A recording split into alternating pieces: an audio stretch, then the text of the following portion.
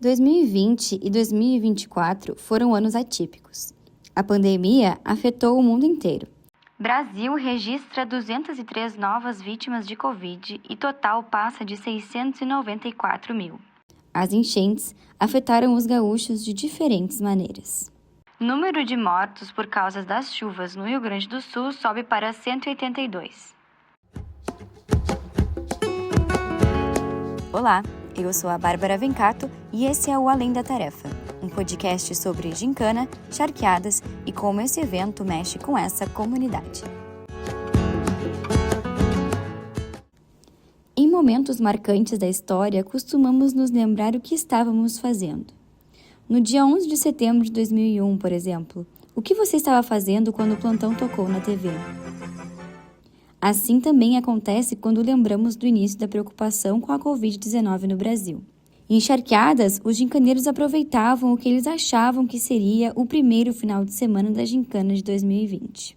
Quando a pandemia chegou aqui em Charqueadas, a gente estava com a gincana em atividade já, né? Tanto que aconteceu o nosso baile e na segunda ou terça-feira após o baile da gincana, que fechou-se tudo, né? E que foram aqueles primeiros 15 dias de pandemia onde teve lockdown total, assim. Naquele momento, a gente não fazia muita ideia de como que as coisas funcionariam, de como que isso concluiria, né? E aí a gente seguiu fazendo a nossa gincana pelo WhatsApp, né? A gente seguiu fazendo tarefas esportivas, fazendo tarefas artísticas, tudo que a gente podia a gente fazer pelo WhatsApp, porque a gente inclusive acreditava que a gincana daquele ano seria concluída, né? E aí aquela gincana não só teve o baile e não deu continuidade, assim. Então a gente conseguiu se manter muito próximos enquanto pessoas e enquanto grupo, naquele momento em que as pessoas todas estavam distantes, assim, né? A gente teve uma atividade muito grande pelo WhatsApp em si. Toda a relação que ela se tornou virtual, o virtual ele tem um prazo de validade, assim, né?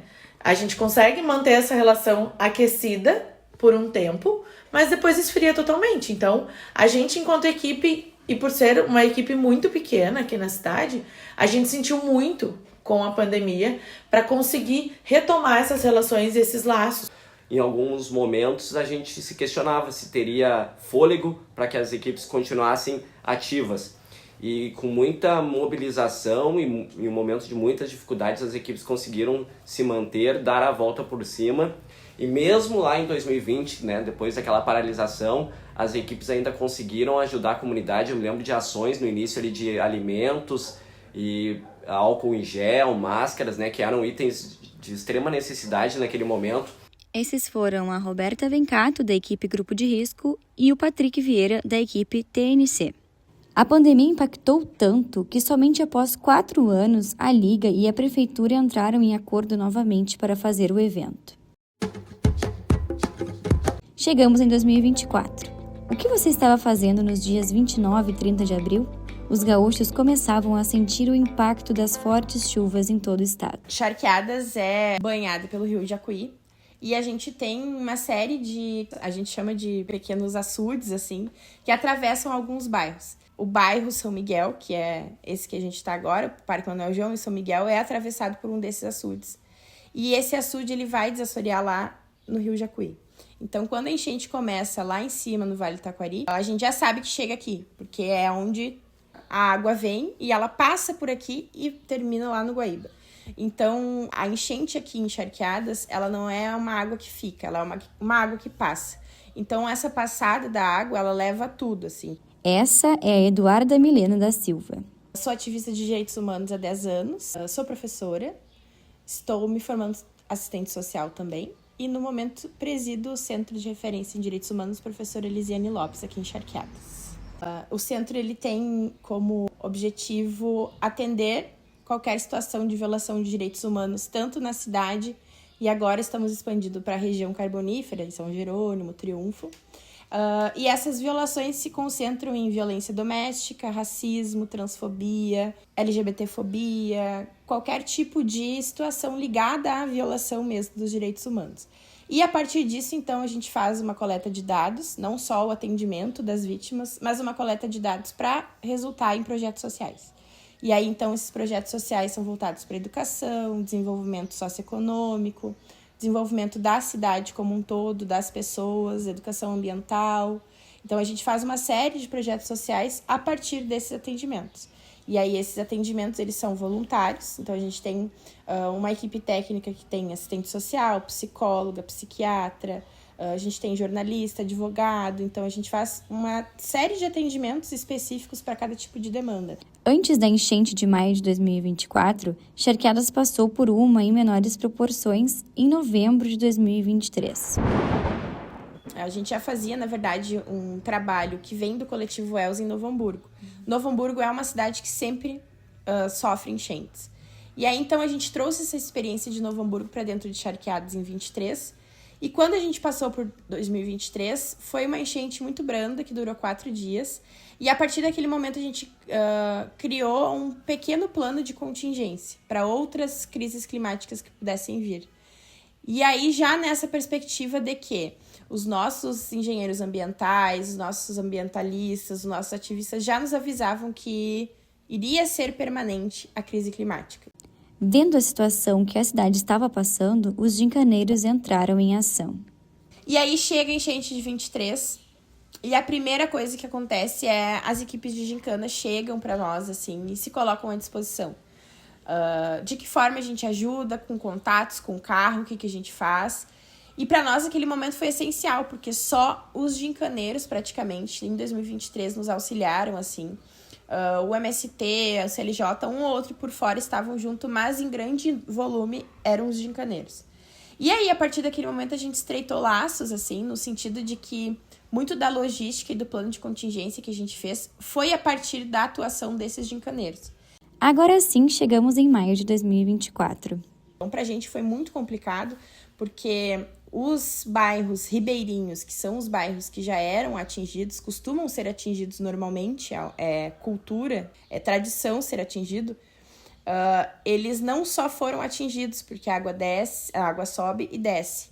A água passou e levou as casas. Então, foi muito complicado, porque foi assustador, a gente não conseguiu tirar as pessoas.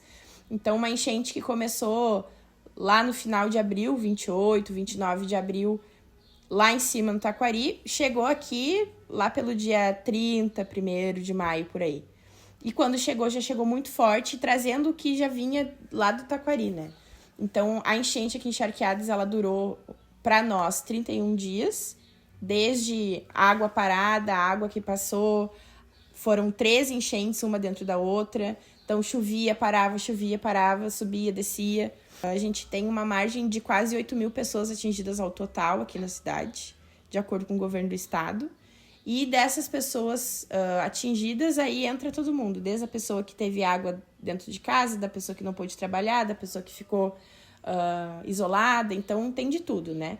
Mas das pessoas que pegaram água em casa, que ficaram desabrigadas ou que estavam em casas de outras pessoas, se somam quase 2.500 pessoas, mais ou menos, cadastradas com a gente.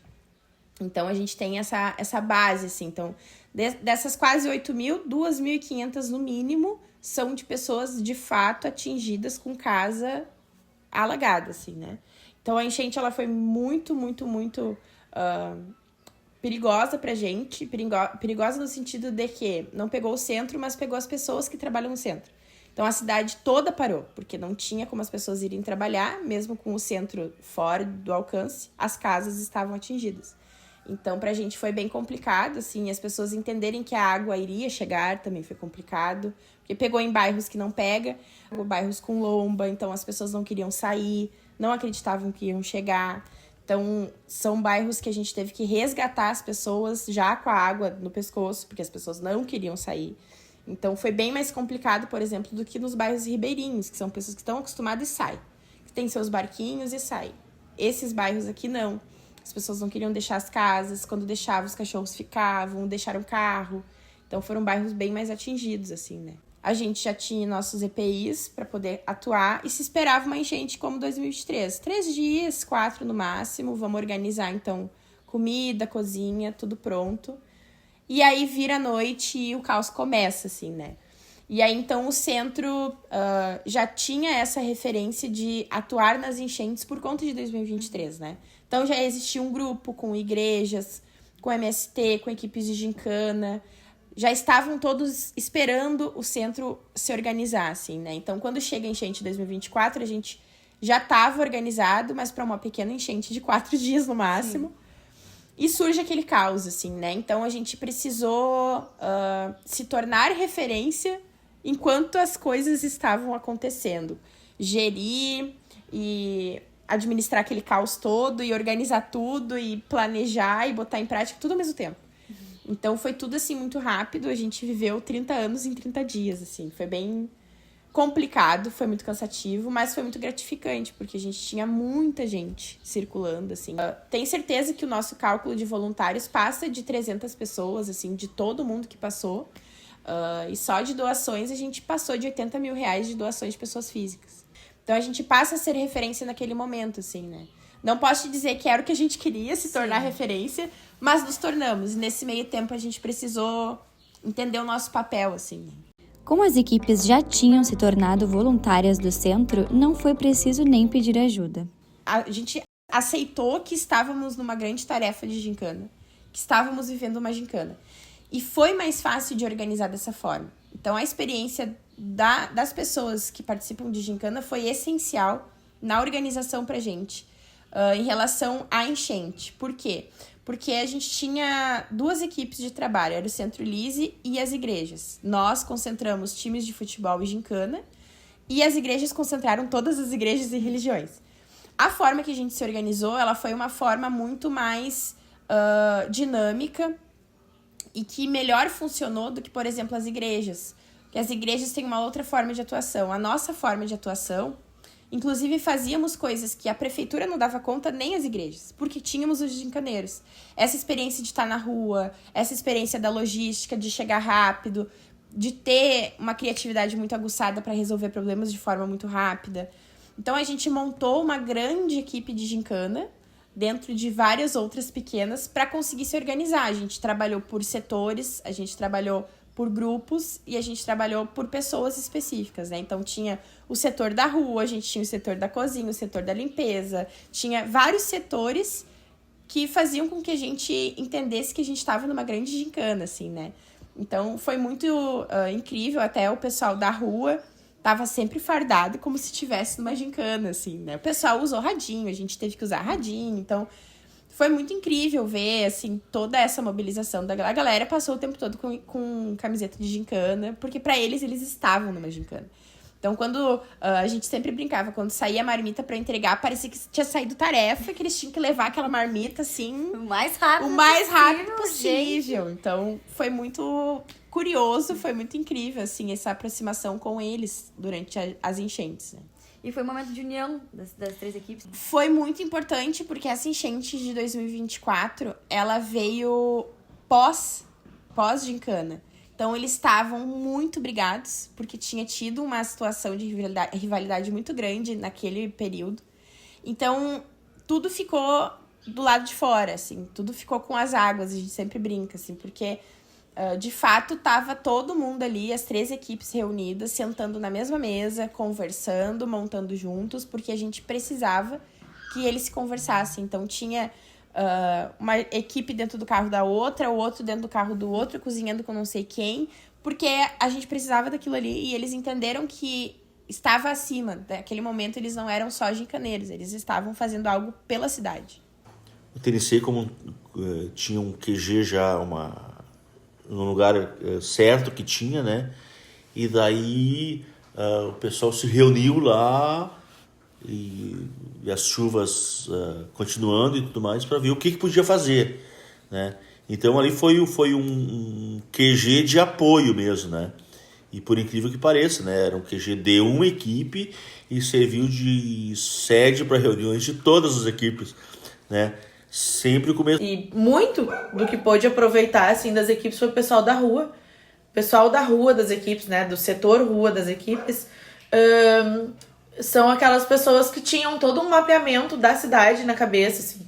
Que entregavam as marmitas, que iam até os locais que ninguém ia. E que, inclusive, A prefeitura de Tombeira não ia, né, entregar as marmitas naqueles locais que eram quase que inatingíveis. Os gincaneiros estavam lá, entregando, removendo pessoas, removendo mobília, né, passando com a água na cintura, para que aquelas pessoas pudessem se alimentar também, assim. Então, foi uma participação muito ativa e muito bonita, não só do grupo de risco, né, óbvio que a gente vai falar da participação da nossa equipe, assim, mas que foi muito bom ver, né, para quem estava na situação de calamidade não era nada agradável estar naquilo ali, mas com certeza receberam todo um carinho e um cuidado, né, das mãos dos gincaneiros naquele momento. Já teve pessoas de rivais antigos da equipe que falaram, olha, quem diria que o pessoal do TNC ia estar me ajudando. Tanto que eu briguei com o TNC e agora eles estão me ajudando a sair de dentro de casa. Foi um fato ruim, assim, para o município, toda a enchente, mas é que teve uma união e uma visibilidade dos gincaneiros, assim, diferente.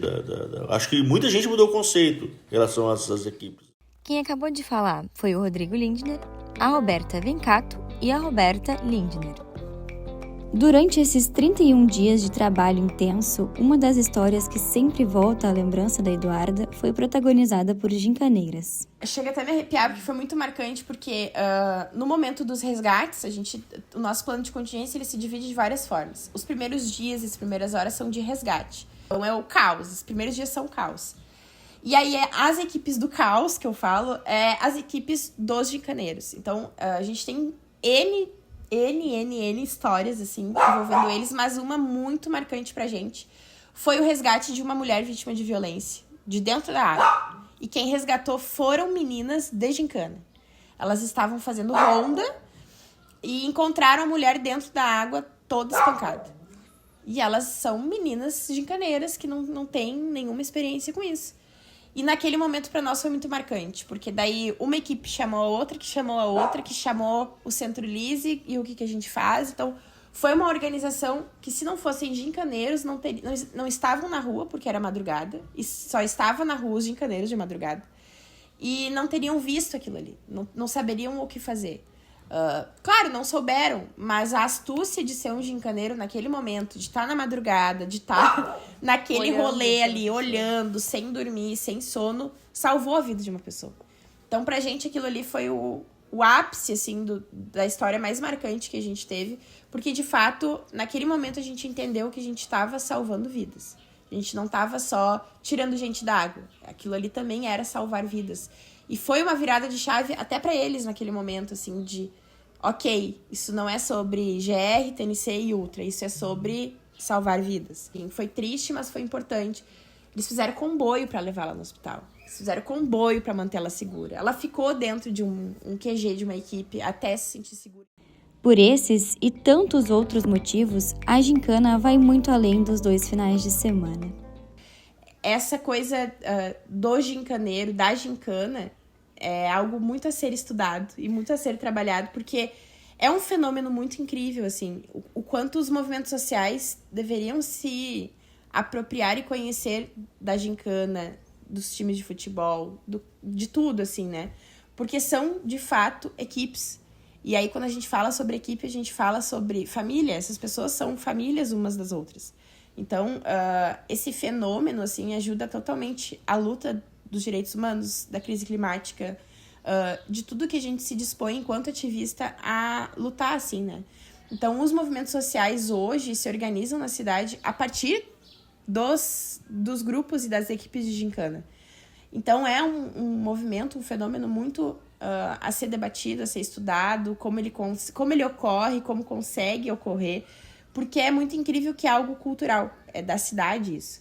Então, quando o movimento social surge, não da organização de base de uma luta específica, mas de uma equipe de gincana, é algo muito diferente, assim, da gente parar e perceber, assim, né?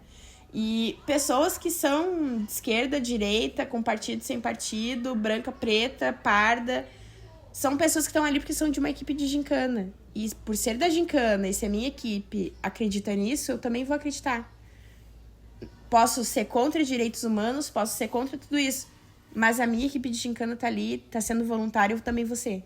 Então é muito incrível, assim, a gente parar para falar sobre isso, parar para pensar sobre isso, assim, desse fenômeno e que atrai muitos jovens. Porque a nossa equipe dentro do centro são de jovens. Enquanto na igreja a gente tinha as famílias, a galera mais de mais idade, os idosos, aposentados, por exemplo, as nossas famílias são de famílias jovens, de pessoas jovens. Então também tem esse movimento, assim, do quanto as equipes de gincana mobilizam jovens a fazer outros tipos de coisas além da gincana, né? De entender o que é direitos humanos, reforma agrária, agricultura familiar, né? E trazer esses debates, porque durante os nossos 31 dias juntos, a gente sentava em grandes mesas e conversava sobre tudo. Da onde estava vindo a comida que a gente estava fazendo? Quem era o cara com o boné vermelho escrito MST? O que era o MST? O que é LGBT? Por que aquela pessoa trans estava chorando quando sofreu violência? Por que aquela mulher vítima de violência sofreu violência no meio de uma enchente? Então, veio muitos debates junto disso, assim, e estar em uma equipe de gincana facilitou muito, assim, essas conversas. Então, acho que era mais isso, assim, que eu queria acrescentar, do quanto é importante a gente entender o papel das gincanas e das equipes de gincana, como também terceiro setor, né? Como também movimentos sociais. E as equipes se entenderem também como movimentos sociais, né? No próximo e último episódio... E a gente nota que esse ensinamento, esse conceito da gente de origem, ela foi passado para essa geração, né? E isso é muito legal, muito satisfatório. A gente anda quase 40 anos agora nessa função, assim, com bem claro, né? Como eu e meus amigos, com o dever cumprido, né? Nessa parte, né?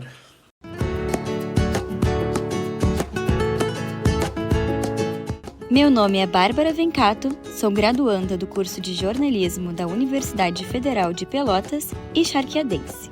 Esse é o Além da Tarefa, meu trabalho de conclusão de curso, totalmente produzido por mim, com orientação do professor Felipe Adam. Muito obrigada por ouvir até aqui.